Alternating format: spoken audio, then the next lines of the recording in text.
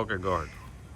പ്രിയമുള്ള ഗുരുദേവ ഭക്തരെ, നമ്മുടെ കുന്നത്നാട് SNDP യൂണിയൻ്റെ ആസ്ഥാനത്ത് നമ്മൾ ഇന്ന് ഒത്തുചേർന്നിരിക്കുന്നത് കടയിരിപ്പ് ഗുരുകുലം ശ്രീനാരായണ എഞ്ചിനീയറിംഗ് കോളേജിൻ്റെ ഇലക്ഷനുമായി ബന്ധപ്പെട്ടുള്ള പ്രകടന പത്രിക പുറത്തിറക്കുക എന്നുള്ള ലക്ഷ്യത്തോടു കൂടിയാണ്.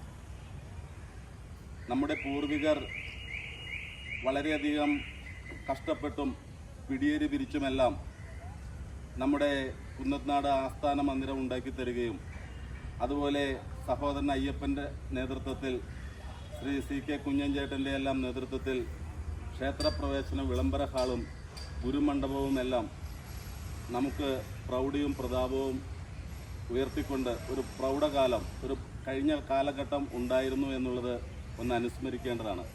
എന്നാൽ എന്തുകൊണ്ടൊക്കെയോ പൂർവികർ പകർന്നു തന്ന ദീപശിഖ ഒന്നുകൂടി ജ്വലിപ്പിച്ച് കാത്തു സൂക്ഷിക്കാൻ നമുക്ക് നിർഭാഗ്യവശാൽ കഴിഞ്ഞിട്ടില്ല. ഇനിയും അതിന് കാത്തു നിൽക്കാതെ മുഴുവൻ ഗുരുദേവ ഭക്തരും ഒന്നിച്ചു നിന്നുകൊണ്ട് നമ്മുടെ കുന്നത്നാട് SNDP യൂണിയനും അതുപോലെ ഗുരുകുലം എഞ്ചിനീയറിംഗ് കോളേജുമെല്ലാം അഴിമതിരഹിതവും സമത്വസുന്ദരവും ജനാധിപത്യപരവുമായി മുന്നോട്ട് കൊണ്ടുപോകാൻ ഒറ്റക്കെട്ടായി യത്നിക്കേണ്ട സമയമായിരിക്കുന്നു. അരുവിപ്പുറത്ത് ജാതിഭേദം മതദ്വേഷം ഏതുമില്ലാതെ സർവരും സോദരത്തേന വാഴുന്ന മാതൃകാ സ്ഥാനമാണിത് എന്ന ആലേഖനം ചെയ്തുകൊണ്ട് ശിവപ്രതിഷ്ഠ നടത്തിയ വിശ്വഗുരുവായ ശ്രീനാരായണ ഗുരുദേവൻ്റെ കുന്നത്നാട് ആസ്ഥാന മണ്ഡപത്തിന് മുന്നിലുള്ള ഗുരുമണ്ഡപത്തിലാണ് നമ്മൾ ഒത്തുചേർന്നിരിക്കുന്നത്. തുടർന്നുള്ള എല്ലാ പ്രവർത്തനങ്ങൾക്കും ഗുരുദേവൻ്റെ അനുഗ്രഹം ആശംസകൾ ഉണ്ടാകട്ടെ എന്ന് ഈ അവസരത്തിൽ ഗുരുദേവനോട് പ്രാർത്ഥിച്ചുകൊണ്ട് നമ്മുടെ പൂർവ്വകാലത്ത് 1986 SN സൂപ്പർവൈറ്റ് എന്ന വലിയ വ്യവസായ ശൃംഖല നടത്തിയ നമ്മുടെ ചന്ദ്രൻ ചേട്ടൻ പൂർവികരോടൊപ്പം പ്രവർത്തിച്ച് പുതിയ തലമുറയിലേക്ക് ആ ദീപശിഖ പകർന്നു തരാൻ കഴിവും പ്രാപ്തനുമുള്ള ചന്ദ്രൻ ചേട്ടന് നമ്മൾ ഈ പ്രകടന പത്രിക ഈ അവസരത്തിൽ കൈമാറുകയാണ്. നമ്മൾ ഈ ഇലക്ഷനിൽ രണ്ട് കാര്യങ്ങളാണ് പ്രധാനമായിട്ടും ശ്രദ്ധിക്കുന്നത്. ഒന്ന്, ഒരു പ്രൊഫഷണൽ കോളേജ് കൊണ്ടു നടക്കാൻ പ്രാപ്തരായ ആളുകൾ. രണ്ട്, അഴിമതി രഹിതരായി പ്രവർത്തിക്കാൻ കഴിവുള്ള ആളുകൾ. അതിനുവേണ്ടിയാണ് വിദ്യാസമ്പന്നരും വനിതകളെയും ഉൾപ്പെടുത്തിക്കൊണ്ട് ഒരു പുതിയ തലമുറ, പുതിയ പാനൽ നമ്മൾ അവതരിപ്പിക്കുന്നത്. ഈ പാനലിൻ്റെ വിജയത്തിനായി മുഴുവൻ ഗുരുദേവ ഭക്തരും ഒന്നിച്ചു നിന്ന് പോരാടണം എന്ന് മാത്രം അഭ്യർത്ഥിച്ചുകൊണ്ട് ഗുരുദേവനാമത്തിൽ പ്രാർത്ഥിച്ചുകൊണ്ട് ഞാൻ ചന്ദ്രൻ ചേട്ടന് നമ്മുടെ പ്രകടന പത്രിക കൈമാറുകയാണ്.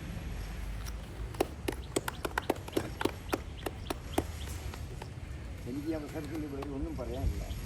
ഒരു 55-54 കൊല്ലം മുമ്പ് പിന്നെ അഴിമതിക്കെതിരെ ഞാനടക്കം ഇവിടെയുള്ള യൂണിയൻ ഭരണാധികാരികൾ അന്ന് അഴിമതി നടത്തിയപ്പോൾ അന്ന് സ്റ്റേറ്റ് ബാങ്ക് ഓഫ് ട്രാവൻകൂർ ഉണ്ടായിരുന്നത് ഇവിടെ ഈ ക്രിസ്റ്റൽ കടയിൽ എടുത്താൽ അന്ന് പോലും ഒരു 35,000 രൂപയ്ക്ക് ആദ്യമായിട്ട് SNDP യൂണിയനിൽ അഴിമതി നടക്കുന്നത് EV എന്നോട് നിർദ്ദേശിക്കേണ്ട അടിസ്ഥാനത്തിൽ ആദ്യമായിട്ട് അന്ന് തുടങ്ങിയതാണ് ഈ അഴിമതിക്കെതിരെ യുദ്ധം.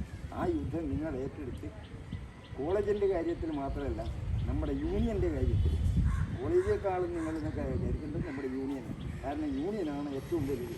യൂണിയൻ ഉണ്ടായിട്ടാണ് കോളേജ് ഉണ്ടായത്. ആയതിൻ്റെ പേരിൽ നിങ്ങൾ കോളേജിൻ്റെ മാത്രം നോക്കിയാൽ പോരാ, ഇനി ഉടനെ നടക്കാൻ വേണ്ടി പോകുന്ന യൂണിയൻ തിരഞ്ഞെടുപ്പ് കൂടി നിങ്ങൾ ഈ കാര്യത്തിൽ കണക്കിലെടുക്കണമെന്നാണ് എനിക്ക് പ്രത്യേകം പറയാനുള്ളത്. കാരണം എനിക്ക് 81 വയസ്സ്. ഞാൻ EVയുടെ കൂടെ 1967 ഇവിടെ വന്നപ്പോൾ EVനെ ആരും നോക്കാനില്ല എന്നുള്ളതിൻ്റെ പേരിൽ ഞാൻ പത്രം നോക്കാൻ വേണ്ടി വന്ന ആളാണ് ഇവിടെ. അന്ന് എനിക്ക് 10-15 കണക്ക് കൊടുക്കുന്നു.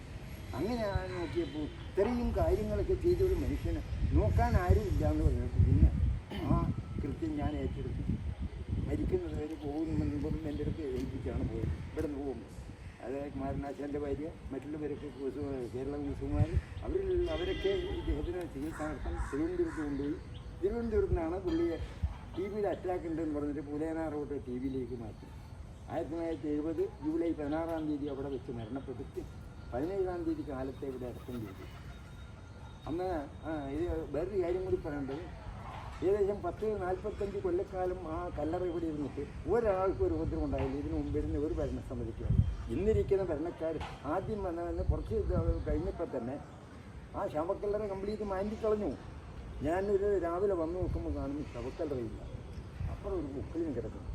അപ്പം ഞാൻ ചോദിച്ചു എന്താ ചെയ്ത് എന്താ കാരണം? ഒരു കാരണം അറിയില്ല. അവസാനം കെ എൻ ജോഷി ഇവിടെ വന്നപ്പോൾ ഞാൻ അപ്പം കൃഷ്ണചേട്ടൻ വന്നു. കൃഷ്ണചേട്ടനോട് ചോദിച്ചു എന്താ കൃഷ്ണചേട്ടൻ ഇത്?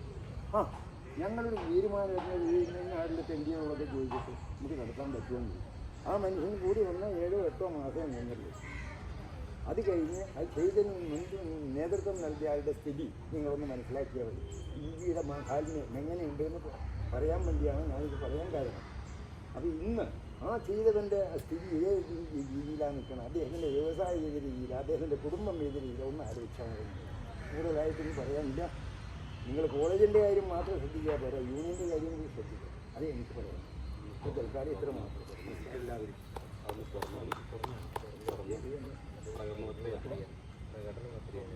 വായിക്കണം.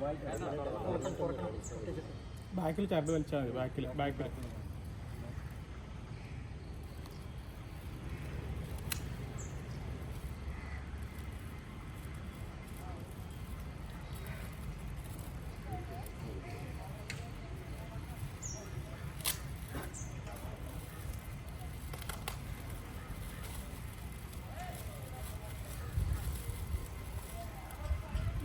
പേശിയത്